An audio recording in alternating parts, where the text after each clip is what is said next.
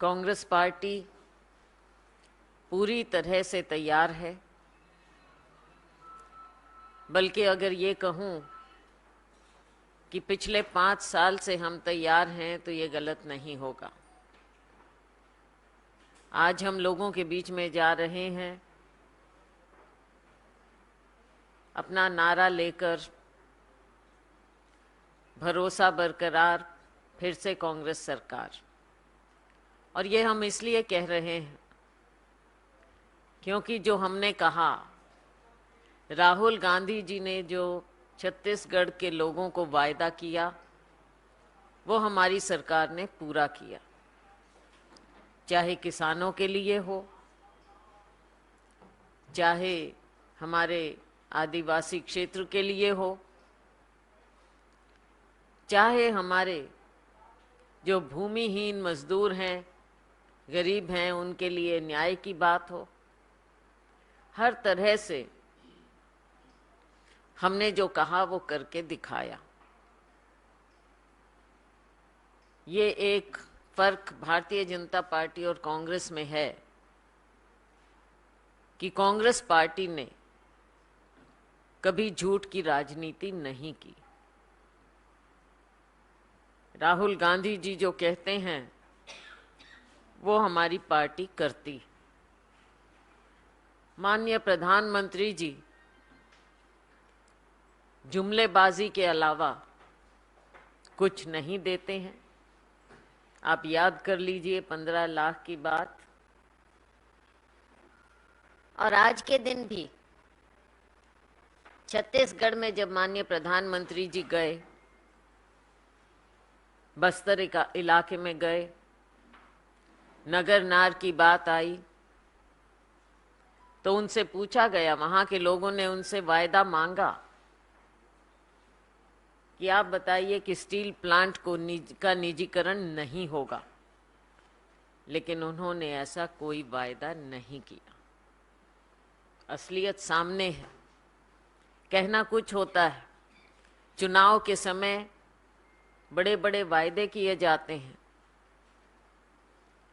लेकिन बाद में सब चीजों को, सब बातों को भूल जाते हैं।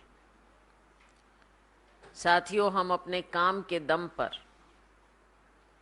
ये कहते हैं कि फिर से ना केवल हमारी सरकार बनेगी बल्कि प्रचंड बहुमत से बनेगी।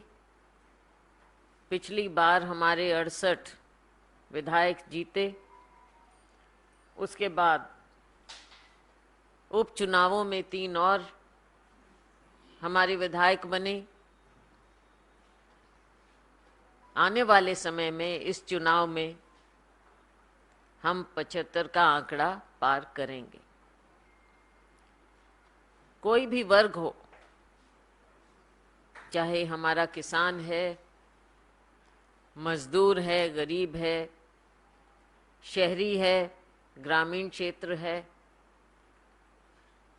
हर एक नागरिक को हमने अपने विकास का हिस्सा बनाया है। हर एक को लगा है कि राज्य सरकार ने उसके लिए कुछ ना कुछ करके दिया है, करके दिखाया है। साथियों, चाहे धान की खरीद की बात करें, 1 नवंबर से जो धान की खरीद होगी वो पहले से ज्यादा, 15 क्विंटल से ज्यादा 20 क्विंटल प्रति एकड़ सरकार करेगी। ये वो बात है जो हमने करके दिखाई है। हमारे आंगनवाड़ी बहनों का भत्ता बढ़ाकर 10,000 किया गया है। कर्मचारियों के लिए काम हुआ है।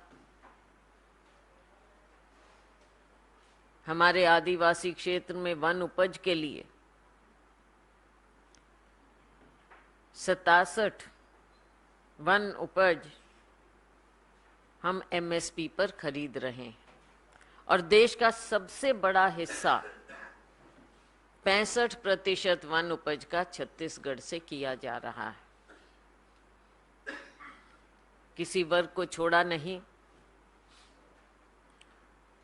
आवास की बात करें, 2011 के बाद इस सरकार ने कोई आंकड़े नहीं दिए हैं, और आप ये समझ सकते हैं कि 2011 से अब 2023 हो गया है, पिछली जनगणना हुई नहीं। जो जरूरतमंद लोग हैं उन्हें अपने अधिकार से वंचित रखा गया है, या सरकार को जो उनकी सहायता करनी थी वो आंकड़े सामने ना लाकर न जाने कितने अनगिनत लोग हैं जिनको सरकारी स्कीमों से फायदा नहीं हो पा रहा है। इसे देखते हुए छत्तीसगढ़ में हमारी सरकार ने भूपेश बघेल जी के नेतृत्व में सभी सहयोगियों ने सबने मिलकर फैसले लिए और हमने 10 लाख लोगों को आवास देने का प्रबंध किया है। तो आप समझ सकते हैं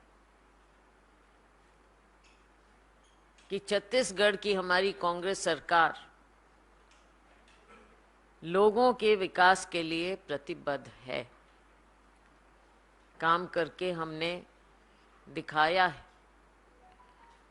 नीति आयोग की रिपोर्ट खुद इस बात की गवाह है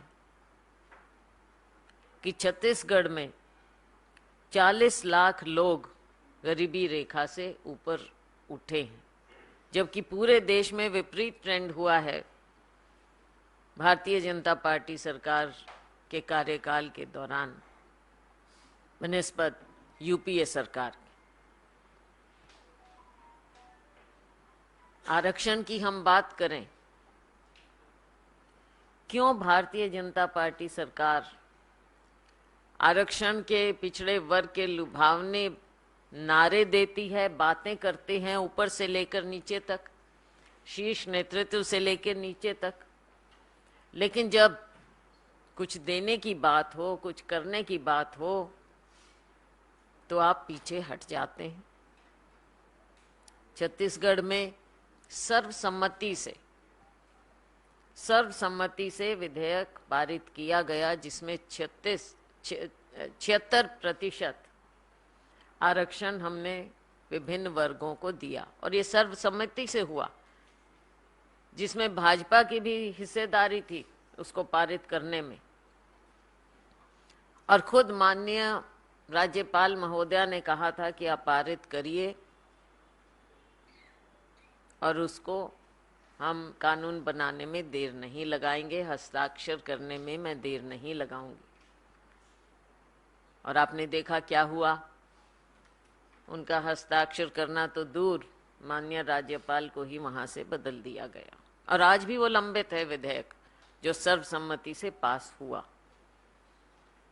जिसमें अनुसूचित जाति और जनजाति के तो जनगणना के आधार पर आरक्षण मिल रहा था, लेकिन हमने ओबीसी का डेटा कलेक्ट किया आयोग के माध्यम से, और उसके तहत 27% हम ओबीसी को आरक्षण दे रहे थे, 32% अनुसूचित जनजाति को, 13% अनुसूचित जाति को, और 4% जो इकोनॉमिकली वीकर सेक्शन है, कमजोर वर्ग को। लेकिन इसको भारतीय जनता पार्टी लागू नहीं होने दे रही। ये नहीं चाहते कि जिन लोगों को विकास में हिस्सा देना चाहिए उन्हें मिले। केवल बड़ी बड़ी बातें की जाती हैं, फायदा दिया जाता है तो अपने चंद साथियों को। हमने 2.25 लाख करोड़ के करीब पैसा अपने इन वर्गों में बांटा है जो जरूरतमंद वर्ग है हमारी सरकार ने छत्तीसगढ़ में। लेकिन केंद्र सरकार इसमें हिस्सेदारी नहीं देना चाहती। धान की भी अगर हम बात करें तो जाकर वहां पर, अब आप मीडिया के लोग हैं, आप सब समझते हैं, जब शीर्ष नेतृत्व कुछ बात करता है तो उस पर विश्वास करना चाहिए, क्योंकि उम्मीद करते हैं हम कि वो तो सच ही बोलेंगे। परंतु वहां जाकर खुद माननीय प्रधानमंत्री जी अगर ये कहें कि केंद्र सरकार कर रही है खरीद, तो एक ही सवाल है कि फिर इतने पैसे 2640 रुपया अगर आप खरीद के दे रहे हैं तो फिर गुजरात में क्यों नहीं, उत्तर प्रदेश में क्यों नहीं, वहां पर क्यों 1100 रुपया? इस तरह से जब लोगों को बरगलाने की बात करते हैं तो लोगों का विश्वास उठता है, भरोसा उठता है। और यही कारण है कि छत्तीसगढ़ के लोगों को हम पर भरोसा है और हमें छत्तीसगढ़ के लोगों पर भरोसा है। आने वाला समय बताएगा। शीघ्र ही हम अपने उम्मीदवारों की सूची जारी करेंगे। हमारी प्रक्रिया एक सिस्टम से, एक हिसाब से होती है। पीईसी की बैठक, स्क्रीनिंग कमेटी की बैठक, उसके बाद सेंट्रल इलेक्शन कमेटी की बैठक, लगातार हमारी इन कमेटियों की बैठकें हो रही हैं। कल भी हुई और अब अगले 2-4 दिनों में हम अपनी लिस्ट निकालेंगे। भारतीय जनता पार्टी की लिस्ट राजस्थान के लिए, मध्य प्रदेश के लिए आ गई और काफी पहले आ गई। मुझे याद है कि जब मीटिंग्स कर रहे थे राहुल गांधी, तब उन्होंने कहा था कि सितंबर के पहले हफ्ते में हम विधानसभा की तो क्या वजह है कि आपकी पार्टी किसी भी राज्य में एक भी नाम अब तक फाइनल नहीं कर पाई और नहीं उसे सार्वजनिक कर पाई? पहला सवाल। दूसरा सवाल मैं एक छोटा सा है, बाद में उत्तर दे दीजिएगा। सवाल यह है कि राहुल गांधी ने कल अपने भाषण में कहा था कि प्रधानमंत्री से कोई सवाल पूछो तो कभी पाकिस्तान की बात करेंगे, कभी अफगानिस्तान की बात करेंगे, कभी साउथ इंडिया की बात करेंगे। उस पर बीजेपी कह रही है कि राहुल गांधी एविल हैं, डाफ्ट हैं। देखिए, पहले मैं दूसरे का जवाब दे दूं। जिस प्रकार की भाषा का प्रयोग आप आज के दिन देख रहे हैं, अगर सीधा इनसे सवाल पूछा जाए, ये निम्न स्तर पर आ जाते हैं। कभी पब्लिक डिस्कोर्स में इस प्रकार की भाषा का प्रयोग हुआ नहीं है, ना हमारे देश की संस्कृति है। जब इनके पास जवाब नहीं होता तो ये व्यक्तिगत इंसल्ट्स पर आ जाते हैं। ये इनकी छोटी सोच को दिखाता है, ऊपर से नीचे, शीर्ष नेतृत्व से लेकर नीचे तक। चाहे आपके मीडिया में हम देखें या बाहर देखें, जिस प्रकार की भाषा का ये प्रयोग करते हैं, ये भूल जाते हैं कि देश ने इनके ऊपर कोई जिम्मेवारी दी है और ये उस जिम्मेवारी को, हमारी भारत की संस्कृति को निभाना नहीं जानते हैं। समय पर इन्हें पता चलेगा। और राहुल गांधी जी जिस प्रकार से उन्होंने यात्रा की, भारत जोड़ो यात्रा, देश भर को जोड़ा, ये बता दें इनके कोई नेता हैं जो ज़मीन पर उतरकर हमारे आम नागरिक के साथ, उनके साथ बैठकर उनके दुख दर्द को सुनते हैं? और आम नागरिक की भी बात भूल जाइए, आप मुझे ये बता दीजिए कि क्या प्रेस के सामने ये कभी आए हैं? क्या आपके किसी सवाल का जवाब इन्हें मिला है, आपको मिला है? क्या माननीय प्रधानमंत्री जी कभी आपसे रूबरू हुए हैं? क्या कारण है? ये एक लोकतांत्रिक देश है और लोकतांत्रिक देश में प्रेस का एक बहुत अहम रोल होता है, मीडिया का अहम रोल होता है। और ये आपको दिन प्रतिदिन महसूस हो रहा होगा कि प्रेस की, मीडिया की इस देश में इन्हें कोई ज़रूरत नहीं महसूस होती। रही बात पहली, जो आपने लिस्टों की बात कही, मैं छत्तीसगढ़ के संदर्भ में जवाब दे सकती हूँ आपको कि हमारे स्थानीय नेताओं ने ही, और हम सबको महसूस हुआ कि हम अभी अपना कार्य करते रहें और लिस्ट हम ले आएंगे। हमें मालूम है, हम स्थिति भी देख रहे, तो उसके हिसाब से हमारे ही एडवाइस पर ये फैसला लिया गया कि हम इसको समय देखते हम करेंगे। Thank you. हेलो अच्छा, माइक है, आप फिर ले लीजिए। हाँ जी। मैम, मेरा सवाल ये है कि कहते हैं कि छत्तीसगढ़ धान का कटोरा है और छत्तीसगढ़ की जो सत्ता की चाबी है वो धान के माध्यम से ही निकलती है। पिछली सरकारें आई, धान खरीदी को लेकर वादा करके ही वो सत्ता में आई। आपने कहा कि धान खरीदी सबसे ज्यादा छत्तीसगढ़ के भीतर किया जा रहा है, 2640 रुपये प्रति कुंटल दिया जा रहा है। आने वाले वक्त में क्या ये ऐलान आप लोग और ज्यादा बढ़ाने वाले हैं? और भारतीय जनता पार्टी कह रही है कि धान खरीदी नहीं है बल्कि ये छलावा है किसानों के साथ, क्या कहेंगी, क्या पहले प्रतिक्रिया? ये बताएं छलावा किस तरह से है। अगर हम अपने किसान को छत्तीसगढ़ में सबसे ज्यादा दाम दे रहे हैं तो छलावा तो ये बाकी देश में कर रहे हैं जहां पर इनकी सत्ता है। वहां के किसान को क्यों नहीं दे पा रहे? जैसा मैंने कहा, इनको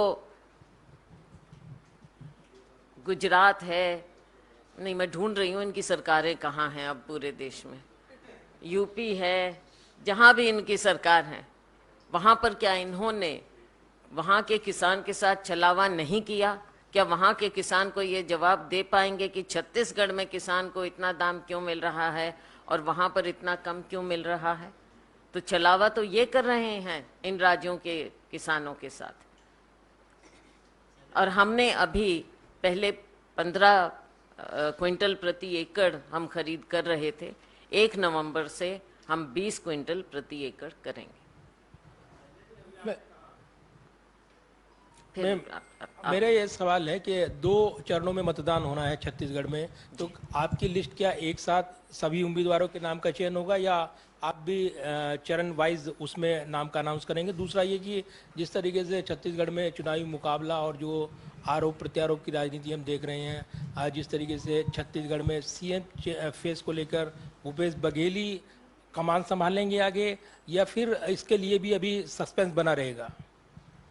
नहीं, इसको आप जिस तरह से पेश कर रहे हैं ऐसी स्थिति नहीं है। और आप कांग्रेस पार्टी को जानते हैं, हमारा एक सिस्टम रहा है हमेशा से, जब हमारी सत्ता होती है तो इलेक्शन को लीड जो 5 साल सत्ता में रहे होते हैं वो लीड करते हैं। तो आज के दिन वो हमारे मुख्यमंत्री हैं, वो लीड कर रहे हैं। और जैसा हमेशा हर जगह होता है, चुनाव के बाद हाईकमांड फैसला करता है। शैलजा जी, अभी आपने कहा था कि छत्तीसगढ़ में माहौल कांग्रेस के पक्ष में है। उम्मीदवारों की बात जो आपने कही, अब ये देखा जाएगा कि सेंट्रल इलेक्शन कमेटी हमारी लिस्ट कब कैसे निकालती। शैलजा जी, अभी आपने कहा था कि छत्तीसगढ़ में सरकार फिर से बनेगी, पिछली बार 68 जीते थे, इस बार 75 जीतेंगे। तो अगर इतनी ही अच्छी पोजीशन कांग्रेस की है तो फिर ये क्यों चर्चा चल रही लगातार कि भाई 20 के आसपास विधायकों के टिकट कटेंगे? दूसरी तो क्या वजह है कि अगर सरकार ने काम बहुत अच्छे किए हैं, सरकार के पक्ष में माहौल है, तो फिर सिटिंग विधायकों के टिकट काट इतने बड़ी संख्या में क्या लॉजिक है? सरकार ने अपनी नीतियों से लोगों के बीच में काम किया है और उनका भरोसा जीता है हमने, और निसंदेह हमारी सरकार बनेगी। और जैसा मैंने कहा, पिछली बार से ज़्यादा अच्छे बहुमत से जीतेंगे क्योंकि हमने काम करके दिखाया है। रही बात टिकटों की और इंडिविजुअल कैंडिडेट्स की, वो तो हर कैंडिडेट का परफॉर्मेंस देखा जाता है, नीचे हम लोगों की आवाज़ सुनते हैं और उसी बात पर आकलन किया जाता है, हर सीट को देखकर फिर उसका फैसला किया जाता है। मैम, जातीय जनगणना को लेकर प्रियंका गांधी ने छत्तीसगढ़ में कहा था कि हम कराएंगे। राहुल गांधी भी ऐसा ही कह रहे हैं कि हम लोग सरकार में आएंगे तो कराएंगे अलग अलग राज्यों में। लेकिन मध्य प्रदेश के प्रदेश अध्यक्ष हैं भाजपा के वीडी शर्मा आरोप लगाते हैं कि कांग्रेस के डीएनए में कांग्रेस में डीएनए अंग्रेजों का है, वो फूट डालो राज करते हैं, फूट डालो और राज करो। इसी तरह से वहाँ के गृह मंत्री कहते हैं कि राहुल गांधी हिंदुओं को बांट रहे हैं। बात हिंदुओं की नहीं है, इस देश में हिंदू रहे, हिंदू हैं, हिंदू रहेंगे, तो उसमें तो कोई बात है नहीं बांटने की। लेकिन ये बात ज़रूर है कि इन लोगों ने हमेशा हिंदुओं को ही नहीं, देश को बांटने की बात की है, समाज को बांटने की बात की। हम ये कहते हैं कि जो समाज में वंचित वर्ग है, जिसको विकास का हिस्सा मिलना चाहिए, जो डिजर्विंग लोग हैं, उन तक फ़ायदा पहुँचे। और फ़ायदा तब तक नहीं पहुँचेगा जब तक हमारे पास आंकड़े नहीं हो, ये बेसिक बात है। और ये चाहे प्लानिंग कमीशन है, चाहे कोई कोर्ट है, जहां भी हम जब जाते हैं वो कहते हैं पहले आंकड़े लेकर आइए। और ये सरकार आंकड़े लाना नहीं चाहती। हमने जनगणना की 2011 में, इनको वो पब्लिश करनी चाहिए थी, आज तक वो निकाली नहीं है इन्होंने। अगली जनगणना की नहीं। आगे की बात कब क्या होगी, क्या इन पर आप भरोसा कर सकते हैं? आंकड़ों को छिपाना ही इनका काम है। हर तरह से इन्होंने आंकड़े छिपाए हैं, चाहे कोरोना का समय था तब आंकड़े छिपाए। अब इनकी कोशिश है कि इनका एजेंडा बिखर जाएगा अगर असलियत सामने आ जाएगी। तो हम ये चाहते हैं, हमारी दो बातें हैं कि एक तो असली आंकड़े आने चाहिए। इसके लिए हमारी वर्किंग कमेटी का रेजोल्यूशन भी आपने देखा, कार्य समिति ने प्रस्ताव पारित किया है। और हमने छत्तीसगढ़ में भी कहा है कि जनगणना होगी और हम वो आंकड़े सामने लाएंगे ताकि लोगों को असलियत पता तो चले। आज के दिन आप ढक रहे हैं, कभी हिंदू की बात करते हैं, कभी कुछ बात करते हैं, लेकिन आप उन वर्गों की बात नहीं करते जिन वर्गों को आज के दिन ज़रूरत है, हैंड होल्डिंग की ज़रूरत है, या किसी भी प्रकार से डेटा सामने आना चाहिए। वोट तो ज़रूर जाकर मांगते हैं कि मैं फलाने वर्ग का हूँ तो इसलिए मेरे साथ ये किया जा रहा है, मैं फलाने वर्ग का हूँ तो ये होना चाहिए। उस समय तो आपको ये नहीं लगता कि आप बांट रहे हैं समाज को, तब क्यों अपने वर्ग की बात करते हैं आप? तब विक्टिम कार्ड प्ले करते हैं। और जो असली हैं, जिन्हें वंचित रखा गया है या सिस्टम जिस तरह से बना है, उनके जब आंकड़े सामने आएंगे तो बल्कि इसकी तो सपोर्ट करनी चाहिए भारतीय जनता पार्टी ने कि हम पहले करें। कांग्रेस पार्टी को क्यों कहना पड़ा? जब असलियत सामने आई और पिछले 9 सालों में आपने देखा कि इन्होंने जो आंकड़े आने चाहिए थी उनको दबाए रखा, तो ये असली नागरिक को जिसको जरूरत है उसको वंचित रखना चाहते हैं और धर्म के नाम पर या दूसरी बातों पर राजनीति करना चाहते हैं। नमस्कार। और देश को बांटना चाहते हैं। 2011 में जनगणना हुई थी, उस वक्त आपकी सरकार थी। बिल्कुल। तब भी जाति का जनगणना की मांग होती, लेकिन तब आपने बात नहीं मानी थी। तो तब क्या ये जो आप रीजन आप गिना रहे हैं जाति का जनगणना के, आप कैसे, एक मिनट, आप कैसे कह रहे हैं हमने नहीं मानी? जब हमने करवाई है उस आधार पर, हमने करवाई है हमारी नहीं, आप कैसे कह रहे हैं कि हमने नहीं कराई? हमने कराई है भाई साहब। हमने नहीं की क्या? हमने सोशियो इकोनॉमिक कास्ट सेंसस हुआ था और उसको, जैसा आप जानते हैं और जो इतिहास बताता है, उसको कंपाइल करने में, इकट्ठा करने में, निकालने में समय लगता है।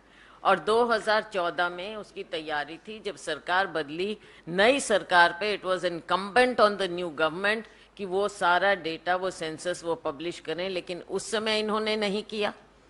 आगे के टाइम में जब करना चाहिए था, तब जो भी बात रही हो, लेकिन इन्हें एक बहाना मिला, तब जनगणना नहीं की। और अब उसका नतीजा आप देख लीजिए, महिलाओं के आरक्षण का जो ये फिर एक जुमला छोड़ा है कानून पास करके, और कहते हैं आगे जनगणना होगी तब हम करेंगे। तो ये देश को बरगलाने का एक और जुमला देख लीजिए। 15 लाख से शुरू हुआ, महिलाओं के आरक्षण तक ले आए। हर तरह से लोगों के आंखों पर पर्दा डालने का प्रयास रहता है भारतीय जनता पार्टी। नमस्कार मैम। How many more? एक लास्ट क्वेश्चन है। बोलिए। मैम, जिस तरीके से छत्तीसगढ़ में अब चुनाव अब आने वाले हैं, कुछ समय ही रह गया है, वहाँ पे जिस तरीके की प्रॉब्लम्स हो रही हैं, आप प्रचार प्रसार भी वहाँ पर हो रहे हैं, तो काफ़ी सारी ऐसी प्रॉब्लम्स आपके सामने फेस होते होंगे। मिडिल क्लास फैमिली जो उनके साथ जो प्रॉब्लम्स हो रहे हैं, तो उसको आप किस तरीके से फेस? किसकी प्रॉब्लम?